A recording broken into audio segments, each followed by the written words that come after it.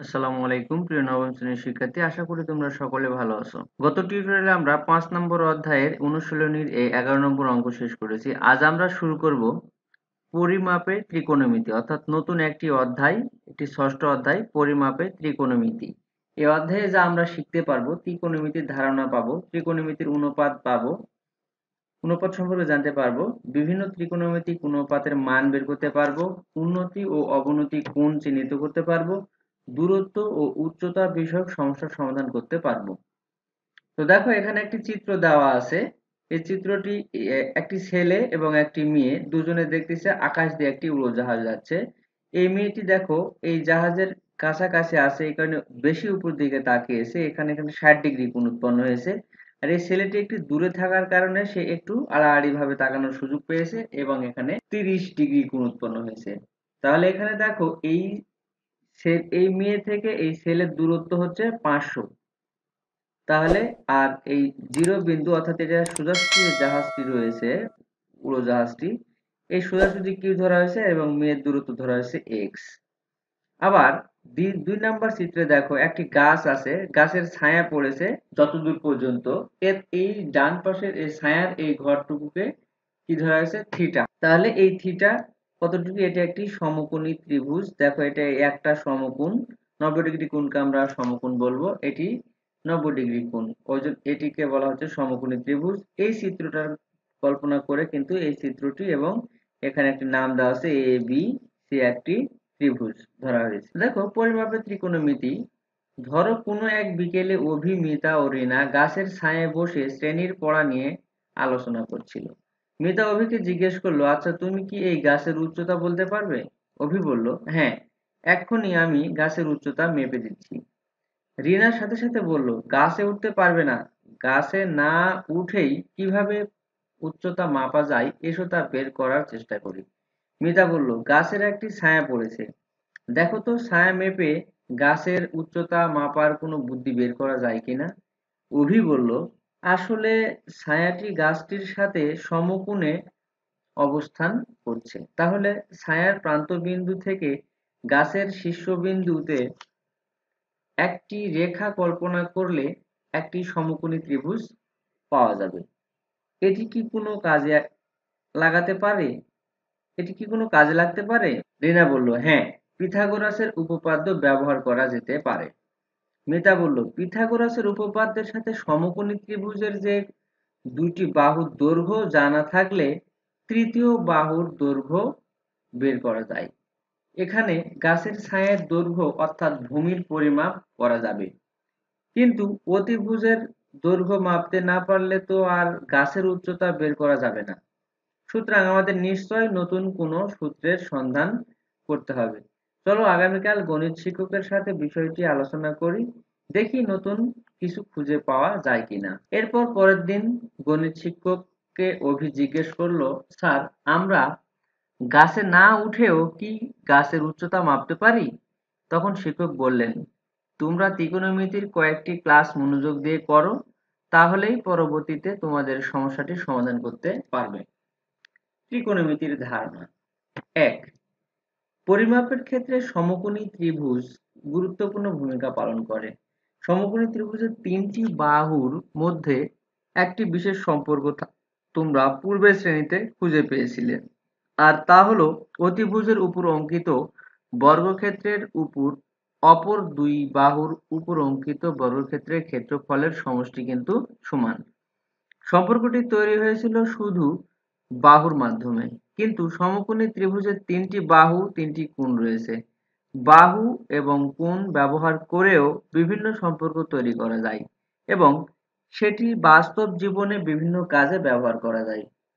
ত্রিভুজের কোণ এবং বাহুর অনুপাত ব্যবহার করে প্রাচীনকালেও মানুষ বিভিন্ন সমস্যার সমাধান করেছে, যেমন গাছে না উঠেও কিভাবে গাছের উচ্চতা মাপা যায়, নদীর এক তীরে দাঁড়িয়ে কিভাবে নদীর প্রস্থ মাপা যায় ইত্যাদি। এসব গাণিতিক কৌশলের উপর ভিত্তি করে ত্রিকোণমিতি বা ট্রাইগোনোমেট্রি নামে সৃষ্টি হয়েছে গণিতের এক বিশেষ শাখা। আর এই ট্রাইগোনোমেট্রি শব্দটির গ্রিক শব্দ ট্রাই, যার অর্থ তিন, গণ যার অর্থ ধার আর মেট্রন অর্থ পরিমাপ দ্বারা গঠিত। মিশরীয় জমি ভূমি জরিপ ও প্রকৌশলী কাজে ত্রিকোণমিতি ব্যবহার করে করত বলে ধারণা করা হয়। ত্রিভুজ সংক্রান্ত সমস্যার সমাধান সহ গণিতের বিভিন্ন শাখায় ত্রিকোণমিতির ব্যবহার রয়েছে। এখন আমরা পার্ট 2 এ দেখি সমকোণী ত্রিভুজের বিভিন্ন বাহু ও কোণের পরিস্থিতি। তাহলে সমকোণী, এটি একটি সমকোণী ত্রিভুজ, এর মান হচ্ছে এখানে 90 ডিগ্রি, এই জন্য এটি একটি সমকোণী ত্রিভুজ। এর এই দিকে যে লম্বালম্বী যে রেখাটি আছে এটিকে বলা হচ্ছে অতিভুজ, আর নিচের দিকে যেটি থাকবে সেটিকে বলা হবে ভূমি, এবং ভূমির অপর নাম দেওয়া হচ্ছে সন্নিহিত বাহু। আর বাম পাশে লম্ব যেটাকে বলছি আমরা সেটিতে দেওয়া হবে উচ্চতা, তার নাম কি উচ্চতা, এবং আরেকটি নাম হচ্ছে বিপরীত বাহু। এখানে এই কথা কিন্তু বলা আছে। জ্যামিতিক চিত্রে শীর্ষবিন্দুগুলো চিহ্নিত করার জন্য বড় হাতের বর্ণ এ বি সি, এই যে এ বি এবং সি, বাহু চিহ্নিত করার জন্য ছোট হাতের অক্ষর, এই যে এ বি এবং সি, এগুলো ছোট হাতের অক্ষর ব্যবহার করা হয়। সাধারণত শীর্ষ বিন্দুকে ব্যবহৃত বড় হাতের বর্ণকে বিপরীত বাহুর জন্য ছোট হাতের বর্ণ হিসেবে ব্যবহার করা হয়। কোণ নির্দেশের জন্য সাধারণত গ্রিক বর্ণ ব্যবহার করা হয়। প্রাচীন গ্রিসে গণিতবিদগণের হাত ধরেই জ্যামিতি ও ত্রিকোণমিতিতে এই বর্ণগুলো ব্যবহৃত হয়ে আসছে। ব্যবহৃত বর্ণগুলোর কয়েকটি নিচে দেওয়া হলো। দেখো, প্রথমটির নাম আলফা, এই চিহ্ন যেখানে দেখবো এ এর মতো দেখতে কিন্তু এ নয়, এটার নাম হচ্ছে আলফা। এরপরে আছে বি এর মতো দেখতে কিন্তু নিচের দিকে একটু বড় দাগ, এটির নাম হচ্ছে বিটা। এইটির নাম হচ্ছে গামা। ওয়াই এর মতো দেখতে কিন্তু ওয়াই নয়, এটির নাম গামা। এই যে এখানে জিরোর মতো দেখতে মাঝখানে একটা দাগ আছে, এটির নাম হচ্ছে থেটা। আর এরপরে সর্বশেষ যেটি দেখা যাচ্ছে এটির নাম হচ্ছে ডেল্টা। এই চিহ্নগুলো আমরা কিন্তু অবশ্যই মনে রাখবো। উপরের চিত্রে কোণ A B C K theta দ্বারা চিহ্নিত করা হয়েছে। দেখো এই যে এটি হচ্ছে কি, এটা একটি থেটা দ্বারা চিহ্নিত করা হয়েছে।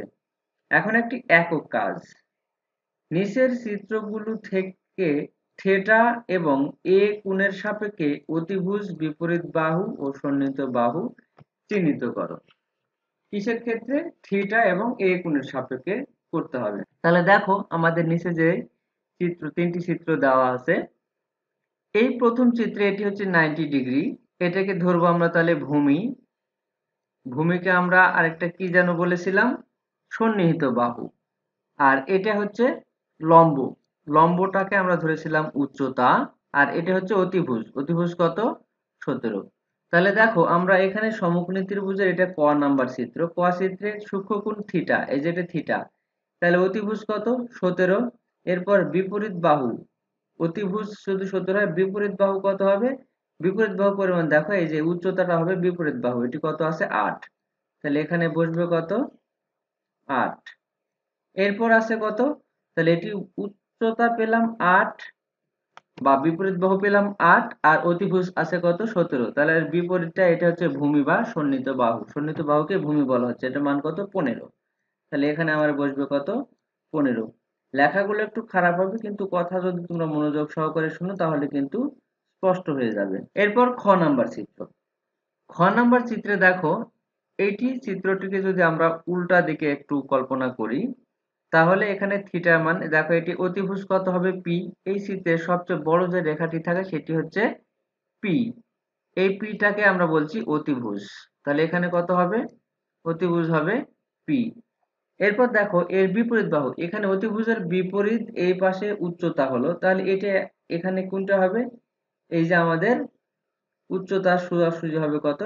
এই আর, আরটাই হচ্ছে আমাদের উচ্চতা। উচ্চতাকে আমরা কি ধরেছি? বিপরীত বাহু এখানে বলা হয়েছে, তাহলে এটা হবে আর। এরপর আরেকটি বাকি আছে, এটা হচ্ছে ভূমি। ভূমিটা কত? কিউ। আমরা এই কোণের বিপরীতে ধরবো, তাহলে কোণ যেদিকে থাকবে সেটা কিন্তু ভূমি। এটা বিবেচনা করলে আমরা কিন্তু এটি পেয়ে যাব। এরপর দেখো গ, গ চিত্রে দুটি ফাংশন দেওয়া আছে, একটি থিটার সাপেক্ষে, একটি আলফার সাপেক্ষে। তো প্রথমে আমরা থিটার সাপেক্ষে দেখি। থিটার সাপেক্ষে যদি এটা থিটা হয়, এই কোণের অতিভুজটা হবে ই এফ। অতিভুজ কত EF, দেখো এটি হচ্ছে সবচেয়ে বড়, এই কারণে এটি হচ্ছে অতিভুজ। তাহলে অতিভুজ কত হবে EF, এটি কিন্তু ঠিক থাকলো। এরপর এর বিপরীত বাহু যেটি হবে সেটিকে আমরা ধরবো কি বিপরীত বাহু, বা অতিভুজের বিপরীতে যেটা থাকবে সেটি হচ্ছে বিপরীত বাহু। এই বিপরীত বাহু কোনটি, তাহলে এই থিটার সাপেক্ষে, থিটা যদি এটি হয়, এটা ভূমি সংলগ্ন কোণ, এটা হবে ভূমি। আর ভূমি মানে হচ্ছে কি সন্নিহিত বাহু। সন্নিহিত বাহু কত হবে, তাহলে এফ এবং জি। আর ই জি বা জি ই, এটিকে আমরা বলছি বিপরীত বাহু। তাহলে আমরা লিখবো ই জি, এখানে হবে ইজি হচ্ছে বিপরীত বাহু, আর সন্নিহিত বাহু কি ভূমি, যেটা জি এফ। এরপর আমরা এই আলফাকে যদি বিবেচনা করি, তাহলেও এই অতিভুজ কিন্তু ঠিকই থাকবে, যে লিখে দেওয়া আছে অতিভুজ ইএফ। আলফাকে বিবেচনা করলে অতিভুজ ইএফ, আর এটা যদি ভূমি ধরি তাহলে এটা হয়ে যাবে কি লম্ব বা উচ্চতা। আর এই উচ্চতাটাকে আমরা কি বলতেছি, উচ্চতাটাকে বলছি বিপরীত বাহু। তাহলে এখানে বিপরীত বাহু কত হবে, জিএফ। তাহলে এখানে বিপরীত বাহুটা হলো জিএফ। এরপর বাকি কোনটা আছে, সন্নিহিত বাহু। এই সন্নিহিত বাহুটা হচ্ছে কি ভূমি। তাহলে ভূমি কোনটা হবে, ইজি। জি লেখাটি তোমরা যদি বুঝতে সমস্যা হবে, এই কারণে আমি বলে দিচ্ছি, এটি হবে কি ইজি। তো প্রিয় শিক্ষার্থীরা, আশা করি বিষয়টি বুঝতে পেরেছো। সামনের টিউটোরিয়াল আমরা এই 3 থেকে আলোচনা করব। এই পর্যন্ত সবাই ভালো থাকো, সুস্থ থাকো। যারা চ্যানেলটি সাবস্ক্রাইব করেন অবশ্যই চ্যানেলটি সাবস্ক্রাইব করে বেল আইকন প্রেস করে পাশে থাকবে। ধন্যবাদ।